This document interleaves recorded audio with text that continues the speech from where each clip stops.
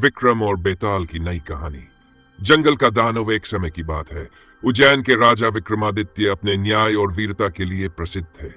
उनके राज्य में सभी सुख शांति से जीवन व्यतीत कर रहे थे। लेकिन एक दिन राज्य में एक भयंकर दानव ने हमला कर दिया। दानव बहुत बड़ा और शक्तिशाली था। उसने किसानों की फसलें नष्ट कर दी और कई गांवों को तहस नहस कर दिया। यह खबर जब राजा विक्रम तक पहुंची तो उन्होंने तुरंत अपनी तलवार उठाई और अपनी सेना के साथ दानव का सामना करने निकल पड़े। दानव का रूप अत्यंत भयावह था। उसकी आंखें अंगारों की तरह चमक रही थी और उसकी दहाड़ से धरती कांप रही थी। विक्रम ने अपने साहस और चतुराई से दानव पर हमला किया।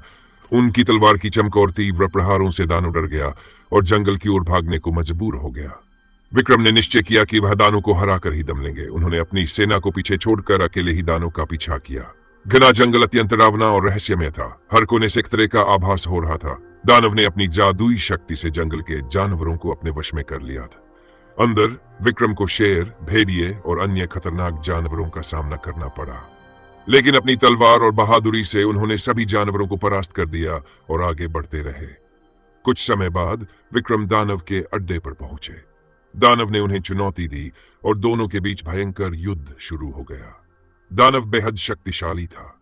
विक्रम पर कई बार वार किए, लेकिन विक्रम ने अपनी चतुराई से दानव को हराने की रणनीति बनाई। जब विक्रम को महसूस हुआ कि दानव को हराना आसान नहीं है, तो उन्होंने अपने साथी बेताल को बुलाया। बेताल ने आते ही अपनी जादुई शक्ति से दानव की कमजोरी का पता लगाया। उसने विक्रम को बताया कि दानव का बल उसके माथे पर लगे चमकते लाल रत्न में छुपा हुआ है। विक्रम ने अपनी बुद्धिमानी और साहस का परिचय देते हुए दानव को व्यस्त रखा। सही मौके पर उन्होंने अपनी तलवार से दानव के माथे पर वार किया। रत्न टूटते ही दानव की शक्ति खत्म हो गई और वह धरती पर गिरकर मर गया। जंगल के जानवर जो दानव के वश में थे फिर से स्वतंत्र हो गए। उन्होंने विक्रम का धन्यवाद किया। विक्रम ने बेताल की सहायता के लिए आभार व्यक्त किया और खुशी खुशी अपने राज्य लौट आए।